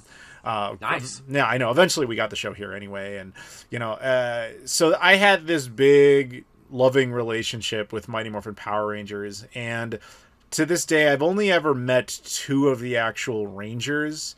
One was Johnny Young Bosch, who played Adam the Black Ranger, the replacement Black Ranger, as I'm sure you know, and then he played the Green Ranger in Zeo and Turbo and stuff. Yep. I only met him briefly, and it was just by coincidence. I was actually at of all things, and this is the last place anybody would ever expect me to be at, I was at Otakon in Washington, D.C. You know, it's an anime convention. But I was there to meet, Sega had me there to meet Masaya Matsukaze. He's the guy who did Ryo Hazuki's voice in the Japanese versions of Shenmue. I was there for a photo op, but just standing next to him, the booth next to him was just Johnny Young Bosch, who I was like, dude, because like I got to go behind the thing early because of it was an official hookup thing. So I just got to talk to Johnny Young Bosch for like 2 seconds, which was cool. But the only other one I ever got to meet is now the late Jason David Frank. And I want to tell that story real quick because I had no idea that of course he was going to eventually commit suicide, which is terrible and shocking to an entire generation of kids, I think. But the one time I got to meet him, I always followed him on, you know, Twitter and Facebook and all that stuff. And one day he just randomly posted on Facebook that he was in Chicago and, you know, I think he had just done a convention here like the day before. But he was going out he was actually a teacher. I don't think people knew that about him. He was actually a martial arts instructor. And he's actually a Muay Thai master. Or he was, yeah, but he... he was, sorry about that. No, it's fine. But so he had announced for some reason on Facebook that he was going to go teach a class at this one, like, gym somewhere in the Chicago suburbs. And he was like, hey, if anybody wants to come out, I need rangers. I think he was just kind of saying it to be nice. Based on his tone, I don't think he expected anybody to really go. But he said that, and he's like, if anybody wants to come out, I won't charge anything. You can just get autographs. We'll take quick photos. I think he was expecting like 10 people tops. So I went out there because I was like, this will probably never happen again. And so I went out there, and I remember when I got there, I was wearing I actually had a Power Rangers shirt, and I met up with a couple of other people that would clearly, where everybody was wearing like Power Rangers merch. So there was only like 5 of us, but it was like, okay, cool. So we went there, we got in line. And then they let us into the building, and we just went. They said, stand here. So we just kind of started a line. Then all of a sudden, this line starts getting huge, like absolutely huge. Like we're talking hundreds of people. And we're at the front of it, so we're thinking, this is awesome. We're going to get to meet him and blah, blah, blah. And at some point, you can tell that... so we saw kind of through the peripheral vision that he had arrived. And he was outside still. Then all of a sudden, the guy who runs the place... he gets a call, and then he runs outside.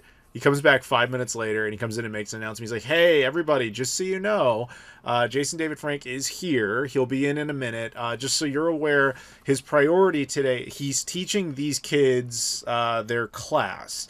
And so what we request is when he comes in, just leave him alone. Just let him go do that. As soon as that's all over, then he'll sign your autographs and take your photos. Just please don't try to do that until he's done. And everybody was like, okay, we understand. So naturally, then he, like a minute later, he comes in and everybody's just like oohing and ahhing and stuff. And he comes in, he does his whole class. I still have some photos and stuff of that from when he was teaching that class. And then the line got all screwed up because we thought we were at the beginning. They ended up reversing it, so now we were at the end of the line. So the people who showed up last got to go first. Kind of stupid thing that happened, but whatever. But yeah, to his credit, he stayed there and just signed everybody's stuff and took photos with every single person. So I have a photo with him. I have like 3 figures signed. Like he was so out of energy by the time I got up there that he basically didn't say anything. He just kind of signed things real quick.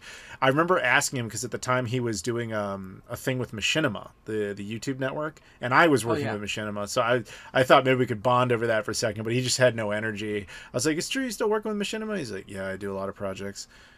And then he had nothing. He was just done. And so he took a photo and it's like, okay, next. Like, yeah, there was no opportunity to make a conversation, but it was really cool to meet him. And that was back in 2015. So when he passed, that really was that was sad, man, because like as a kid he was my favorite. The Green Ranger was always my favorite. I always liked the Green Ranger version more than the White Ranger version, of course. But, yeah, so that's hopefully tells you my story. Hey, man, that's one hell of a story right there with Power Rangers, and totally understandable why it's, so deep to you now. Which is, So I'm going to give you guys my little spiel and my little story when it comes to Power Rangers as well. So, in probably early 1993, I was already very highly entrenched in the Fox Kids network at the time, watching things like Batman, X-Men, and whatnot. And I remember it clear as day when I was sitting there during a commercial break, because my father would tape the blocks of the Fox Kids and stuff like that for me, because I actually had sports a lot of times on Saturday morning, so I missed a lot of cartoons, but my dad always made sure to tape it for me, so I ended up watching in the evening a lot of times. So during one of the tapes, a preview comes on for this thing called Rangers of Power Rangers or something? Mighty Morphin Power? I had no idea exactly how to say it as a 8-year-old as I was. And I ran in, I still remember running into my dad and just freaking out, just going, "Oh my God, Dad, this thing, Power Rangers, and it looks so cool, he got a sword, he swings it, oh, this looks so cool, I can't wait. And then I waited very, very calmly for the premiere, and the premiere came out, and I fell absolutely in love with the entire concept of Power Rangers. I always could tell something was different between certain shots of Power Rangers for some reason. Even when I was a kid, I could always tell some of it was a bit darker and seemed like it was shot like 10 years ago, like the 10 years prior to it. So I always thought something was a bit off there, but apparently I found out later on, of course, that it was Super Sentai series in Japan, and it was a mix between the English and Japanese setup. But I was so excited, and when I saw Power Rangers, I just lost it. I have a thing for leaders of teams. When it comes to the X-Men, I like Cyclops. When it comes to the Ninja Turtles, I love Leonardo. I'll talk about Ninja Turtles a little bit more later anyways, because Turtles and Power Rangers do have a crossover, but we'll talk about that later. But my love of leaders led me to love the Red Ranger, and mainly Jason as the Red Ranger, who, surprisingly enough, I've got to meet on occasion. I actually met him and got his autograph on a Gold Ranger, a Zeo Gold Ranger picture, and a Red Ranger picture. My list of meeting Power Rangers is actually pretty long, but it sparked such a great imagination in me. It was one of the first times I really had to see a show no matter what, and Power Rangers was that show. And I have not missed it since then. If not, I have made sure to catch up with it. I actually enjoyed the transitions. The first transition happening technically during the movie, because with shooting the movie was the very first thing the new Rangers, Adam, Aisha, and Rocky ever did, was actually shoot the movie first and do all that promo stuff. So they shot the movie, and then eventually they were brought onto the show. Unfortunately, I was a bit sad when the movie didn't have Jason and them in it. And I did cry the day Jason, Trini, and Zach left the show. Later in life, I did realize that Trini, Zach, and Jason left the show a long time ago, and they were using a lot of recycled footage and a lot of body doubles and things like that, and fake voices to cover them. If you actually look at if you look at the last episode, that the Transfer of Power episode, just hearing Jason's voice is hilarious, because it's like, it's just the worst approximation of his voice. Yeah. And and Zach, Trini, and Jason were actually used in a later episode, because technically they never lost their powers. They just, duplicated them and were able to. They didn't actually lose their original powers, technically, if you want to put it that way, in the continuity, as it were. So they actually did use recycled footage of them at least one more episode and say, "Hey, we need backup. Zach, Trini, Jason, help." And it showed like really old pictures of them. Like Zach had way different haircut and stuff. And I remember that just one magical episode. I always felt it was special. My mom went and got a customized sweater made up for me that she paid for the print of. Half the sweatshirt was Cyclops and the other half was the Red Ranger. It was the most beautiful thing I ever got in my life as a Christmas gift. But my mom had to manufacture that, along with my Halloween costume that year, using my stepfather's bicycle motorbike helmet that I spray painted without his knowledge, which I got in trouble for. How much they cost and how hard they were to find for me in a smaller town of Santa Rosa, California, was much harder to find. We had one Toys R Us, which was not very stocked very well. That was about it, So I really had a chance at that. But what I did later on in life was make up for it heavily, as most of us have. I rebought my childhood very thoroughly with a lot more toys. So I nowadays have a large collection. I'm currently staring at Amy Jo Johnson looking back at me, telling me how I'm the best, because I got her autograph as well, and I got to do a video chat with her, which was That's cool. really, really fun to do, and I spent most of the time asking about the movie Suzy Q. What did she say? She said, that's what everybody asks. Everyone always asks about Suzy Q. I need to respond to a lot of stuff there. First, bring it. So the thing you mentioned about being able to notice footage, differences. Yeah. As a kid, the one I really noticed was always the Green Ranger's shield. Yep. Yeah. In the Japanese footage, it was like this nice hard plastic. In the American footage, it was this like flimsy Halloween costume. And as a kid, I didn't understand why that was different. All I could tell is that it was. But obviously as an adult, I get the difference. Amy Jo Johnson, I think I'm just going to be honest, I think she jump-started the puberty of an entire generation. Agreed. That was unbelievably gorgeous woman. Even to this day, gorgeous. Good Absolutely. for her. She lives in Canada now. I think she immigrated to Canada. I believe she lives out somewhere in Ontario, I want to say. Anyway, so as for all those other shows you mentioned, so this is a little history lesson for everyone out there. Basically, the way Power Rangers worked is that Hayam Saban visited Japan. He's a guy. He visited Japan, and he saw Super Sentai Zyuranger on TV. Actually, it wasn't actually Super Sentai Zyuranger. It was a Super Sentai Zyuranger. By that point, was like 2 years old, and they had a newer show. And he saw it and said, I want to do this. I want to bring this over and change it. But they weren't willing to give him the most recent season. They were willing to kick him back to Super Sentai Zyuranger, which was what we know to be Mighty Morphin Power Rangers. Mm-hmm. And he was all like, yeah, that's fine. But you have to understand, what we call Power Rangers Season 1 was actually like Season 16 over there. Like they had been doing this forever. Absolutely, yeah. So he brings it over and makes adaptations, replaces all the Japanese characters with American characters. And in the process, you make narrative changes. They were focusing more on children than the I don't know if have you ever actually seen the Japanese version of it?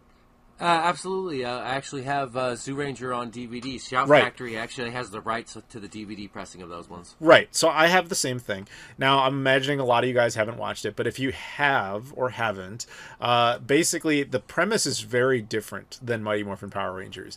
The characters are not like teenagers with attitude. They're like basically demigods. And they basically have been frozen in the event of this evil sorceress escaping, which of course is what happens. And then their leader is like this old Japanese guy who I don't think he had any formal relationship to Rita necessarily, but they kind of present him almost like it's the good brother and the evil sister type of relationship. It's kind of the way it looks. And the entire core goal, and the Zords, by the way, are not robots the way they were in non-sentient robots. They're actually considered gods. They're gods that coexist with the demigods. Like they're not just, hey, we built some robots to fight stuff. That was all obviously changed for the American show, and then all the other stuff that existed in the Japanese stuff is just super bizarre. Like Rita's motivation in the American show is comically stupid. It's just like, I'm gonna destroy the world. Like that's all it is. There's nothing to it. That's not really her goal in the Japanese version. In the Japanese version, she wants to feed on the souls of children to keep her youth. She routinely abducts children and steals their souls to stay youthful. That happens in multiple episodes. And there's only remnants of that in the American version. Early on, there's an episode in the very beginning of season 1 where Trini has this little cousin, right? And her little clown, cousin... yeah. Yes, thank you. Yes, the clown. The little cousin gets abducted, and so I'm just going to be honest, Trini was picked specifically for that role because they needed her to have a little Asian cousin, because all the cutscene footage that they already had from Japan was a little Asian girl who was abducted. And so there's little fragments of it like that throughout where she's basically just stealing the souls of children. And if you remember, there's the one where Jason uses the Green Ranger coin, and so he's got the shield and he destroys Cardiatron, if that rings a bell. That's the other Zord, yeah. No, Cardiotron wasn't a Zord. It was a monster that basically. No, it was a monster with a giant heart inside of it. Yeah, exactly. Yeah. If you watch the American version, they use some of the Japanese footage and say like how Rita used to do things with the smartest kids of a different universe or something, and they show footage of a little Japanese kid in there. The Japanese kid is from footage of a Japanese kid who was abducted and their energy and soul was stolen out of them, and like they just used fragments of it, but the Rita is a far more threatening and dark force in the Japanese show, entirely motivated by the death of her son, who, this is going to sound dumb as hell, her son was killed by a dinosaur, and therefore she made a deal with the devil and got superpowers to like wipe out all dinosaurs, hence they went extinct, and why she's like on this constant rampage. And these Power Rangers are fueled by the forces of dinosaurs to avenge them. It's like it's a Japanese as hell plot, but a lot of that was removed, both some for the good, some for the bad, but that's kind of where you ended up. But the other thing, and you mentioned it there, was all the different shows that came after it. In Japan, they don't value continuity at all. So as soon as the show's over, there's essentially no reference to it ever again. So, like, the show after Super Sentai Zyuranger was the one where the White Ranger was based on. Oh, yeah, Die Ranger, yeah. Right, which is why the White Ranger's suit looks so ridiculously different from the other Rangers. The best part about the White Ranger is that a lot of people think that says, oh, he's such a powerful Ranger, it's so awesome, because they watched the American version. I was like, yeah, it's a little kid. What? It's a little kid. Yeah. Because in the Japanese version, it's a little kid with a talking sword. I love it. Yeah, exactly. And that's why he acts so weird and gimmicky in some of that footage where he's like overtly excited and he's dancing around and stuff. Yeah. I know exactly what you're talking about. So that show had absolutely no continuity with the previous iteration of Power Rangers, but in the United States, they decided they wanted a through line of continuity because they didn't want to start fresh on something that was so ridiculously popular. I'm sure you know this. The original series was meant to end with the death of Cyclopsis in season 1. Yeah, that was the end of their original footage. Everything else is just repurposed since then. And they tried to use more American footage, more Bulk and Skull, more their own American. That's partially true. So there was an original ending. Like, the show wasn't meant to be more than a season. It was supposed to be just this one and done thing, and then it was over. But it was so ludicrously successful that they ended up repurposing that footage and just saying, oh, they're going to keep going. And then they started filming new episodes. And then they get into a weird section where they were like, but we're out of, Japanese footage. What do we do? So they commissioned the Japanese to make what I think now is referred to as Super Sentai 1.5, which was they just filmed more Power Rangers, like Japanese footage without the Japanese actors' faces anywhere. And that's how you got like a kind of padded out. Those like last 10 episodes of season 1 are kind of weird for that reason. And then season 2, they were just trying to mix like footage from 3 different shows: the American show, the Japanese show, and the new Japanese show. Because in season 2, they started taking footage from, what was it, Die Ranger? Yeah, from Die Ranger, exactly. Yeah, they were taking footage from Die Ranger while using actual footage, costume character footage from Zyuranger, as well as the American footage, and just trying to mix it all together. So it got really complicated very quickly. Let's talk about the movies. All right, so the movies are interesting because at this point in time, we've had 3 theatrical films, and only one of them is canon, and I would argue the canon one is the worst one. Yes, good way to put it, yeah. So the first Power Rangers movie is probably the most well-known and beloved one. It's the one that came out in 95, and it featured the majority of the original cast. Obviously, they had replaced the 3 Rangers we alluded to earlier. But as you said, it's funny and ironic because those actors, they got the job and then were immediately shuttled into Australia to film that right away, not having worked on the show yet. So it was very bizarre. They actually had originally signed the original cast to those roles, but they had to buy them out of their contracts because they were like, we're not going to put them in the movie only to start selling toys of totally different actors. You might as well just make this work now, which I think was a bad move, to be honest. But then production was so rushed and it was such an awkward situation. I don't know if they did the right thing or not, but I think it would have been interesting to, if you know you're going to lose these actors, but they're still contractually obligated to be in this movie if you want them to, do a transition movie. But that's not what they did. And No, I mean, no, to be no. fair, that movie also came out after season 2, despite filming before it. So whatever. But You gotta understand that they had to take the right tone with this movie and start it off right. And there's only one way to start a movie off right. You know how this movie starts off, right? yeah, you jump out of a plane. Absolutely. You go skydiving as teenagers for charity. Yeah, that's what all teenagers do. They do skydiving events out of. It's such a ridiculous movie, and I love it. But I also love it because I saw it a million times as a kid. And very dated because of Tommy's skyboarding thing. Skyboarding was a bigger thing in like the mid to late 90s than it is nowadays. Well, there's also that. All right, so the thing is, they try to present Sydney as an American. Well, they try to present it as Angel Grove. They try to present it like it's California, which is funny because the other than our primary cast, the majority of the actors in the film are actually Australians, and they're not very good at hiding their accent. So like it comes and goes. And so one of the things they did with that kid is they had him wear a Michael Jordan like hat the entire time. Like, oh, he's American. Yeah, of course he is. Sure he is. Yeah, of course. Yeah, but it's look at him on a skateboard. You know, look at that skateboard, the backwards hat.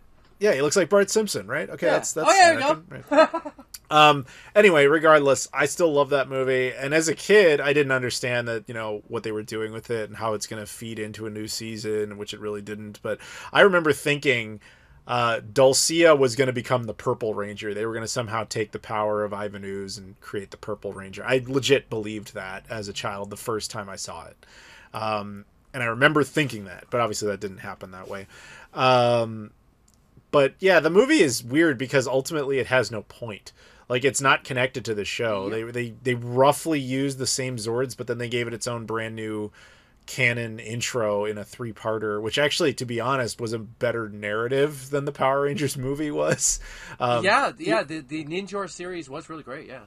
Yeah, and Amy Jo Johnson is like a perfect 10 in that series. Like, holy shit, she looks good. Jean shorts, yeah.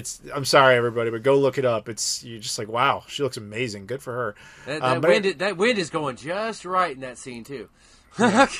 Anyway, so the point is, yeah, that movie was good, but it had no real point other than to, you know, sell toys, and we know that. But they made that second movie. By the time the Turbo movie came out, I think it was like 97. Like it was 97. Absolutely, yeah. I was very much done with Power Rangers at that point. I was at that age where if you liked something like Power Rangers still, like, you were a loser. And not like now, modern loser, where I can get away with, like, I made a career out of being a nerd. But back then, like, that's true, like, end of social life to admit you like Power Rangers. So, and I just kind of didn't like the show in the direction it had gone anyway. So, but I remember once, like, kind of, you know, I was like, hey, Mom, when you go to Blockbuster, can you rent the Power Rangers movie, the new one? Yeah. All right, can you do that? And she did. And I remember I saw it the one time, and I thought, this is awful. Like, half the cast was, like, I didn't even recognize, because I don't remember what really happened with Zeo. And then, of course, Rocky is, like, completely removed from the movie, like, almost immediately.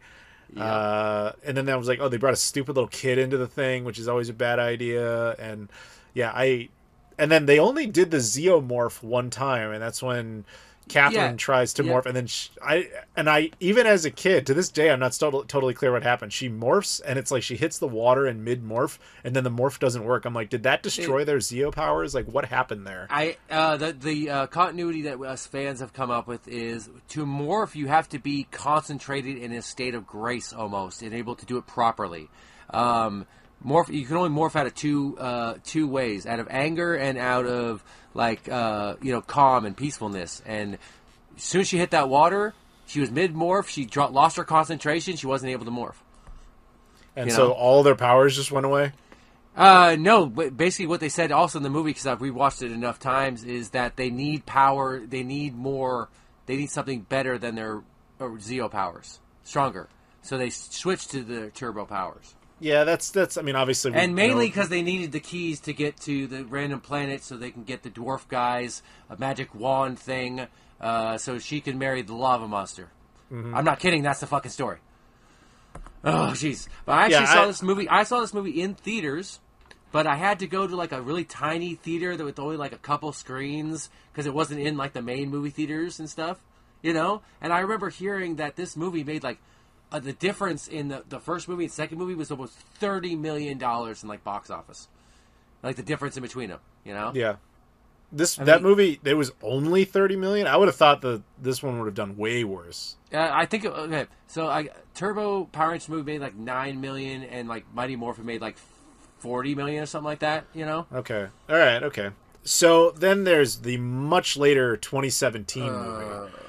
I like that movie, but it's a totally different experience. So the thing with that movie, you have to understand, is that it was meant to try and make the childhood experience more mature for they were aiming at the kids who saw it as kids originally, now are adults. That's what they were aiming for. And they 60% hit the mark. In the sense that, like, yes, they took some of the core material, yes, they made some of it more mature, but in some places it was mature to the point where it was unnecessary. Like the movie kind of opens up with a hand job joke, like if you remember that. Yeah. And then there were certain elements that were just straight up terrible, but there were a few things I really liked. Like, I will give them props for this. I thought it was really smart, to be completely honest, that it explained why the Rangers are suddenly really good fighters even without morphing. When they're not morphed, they have no skill set other than what they already possessed originally. Billy famously exemplifies that when he sees one putty and he freaks out and he tries to morph just to defeat one putty.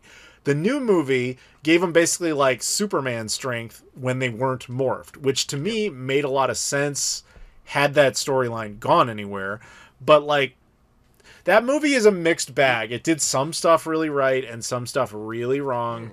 I do love that Bryan Cranston was in it and paid it forward on that. That's some trivia, by the way. Yeah, full circle, man. Yeah, people don't tend to know that one. Bryan Cranston actually got his start on Power Rangers. He did like random voices for characters, and he was like in the background of a few episodes. It was like the only show that would hire him at the time. The same with actually Alex Borstein, who's famous for, she plays Lois Griffin on Family Guy now, but she was Miss Swan on Mad TV. Yeah, she got her start in Power Rangers as well. Are you excited for 30th anniversary thing? I am and I'm not, because like they're selling it as like, hey, the original cast is back, but it's like, no, it's not. Like we understand that Tui Trang is not in it. She died, Trini, if anybody doesn't know, sorry to break your childhood. Yeah. She died 2 days before 9/11 in a car crash in Los Angeles. So that's why you have never seen her in anything since. Obviously Jason David Frank just passed away, so it's understandable why he's not there. Even though because they film this stuff really quickly. They don't actually film these things like a year in advance. Like, they start filming and then they already start promoting it like a day later. Like, that's how Power Rangers has always rolled. They do stuff incredibly fast. I'd say about 2 months ago is when I started seeing their Instagrams saying that they were like filming and stuff. Like a couple months ago. Right. And then there's just some actors that are missing where you just kind of go like, what happened? So Amy Jo Johnson's not in it. And she even tweeted this publicly. She's like, I never said no. They made an offer. I said, let's keep talking. And then they just went on without me. They just called, they just called Kathleen Sutherland. That's what they did. Yeah.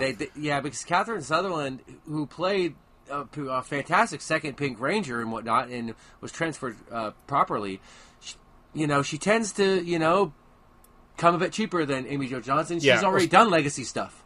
Yeah, she's willing to do it whenever. I mean, I think I follow her on Facebook, and she's constantly active on there about like, hey, I'll do more Power Rangers. I don't care. Because, like, to be fair, that's what her career is. She's a former Power Ranger. Yeah. Amy Jo Johnson is the only Power Ranger, perhaps ever, that actually got to escape the show and do other things with notable success.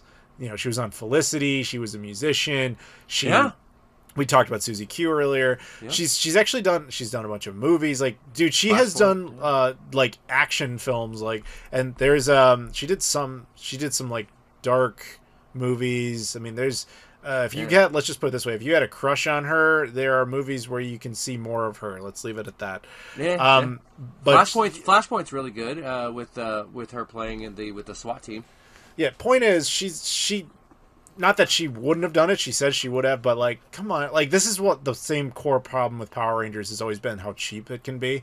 Yeah. And it's like, dude, just do this right. The other one who's not in it apparently is Austin St. John. Yeah, and which is funny. He's doing the circuit right now. He's doing. Yeah, he's and the only thing I can chalk that up to is that if you guys remember, like last year, suddenly he was under investigation for some sort of fraud, and maybe they were just like, we want nothing to do with him in the event that this turns out to be real. It's only mainly because of what happened with the Wild Force Red Ranger, and that turned out to be real, and it was pretty bad publicity. I was watching a video on this, actually. A guy was talking about David Yost specifically. Mm-hmm. So, according to the video, David Yost actually wrote a Power Rangers like reunion type of episode. Now, it assumes a few things. At the time, Jason David Frank was still alive. Oh, yes. And it was still anticipated he would have been very much willing to be involved. Mm-hmm. It also assumed that nothing had happened with Austin St. John, legally speaking, so that there would be no issues with him being involved. And while Amy Jo Johnson would have been the most expensive cast member, David Yost claims that the friendship between him and her, she probably would have just been willing to do it cheap just to be part of it. But apparently he wrote an entire like reunion thing that basically addresses the obvious that there is no Trini. And it would have been this whole like adventure. I think what we're getting is a very fragmented version of that with really just him and Walter Jones in it. Yeah, makes sense. But I don't have access to this script, and if anything, it's still technically just fanfare because I mean even though he's the cast member, he's still just a fan writing something. Yeah, but it would have been interesting to actually see that produced. Yep.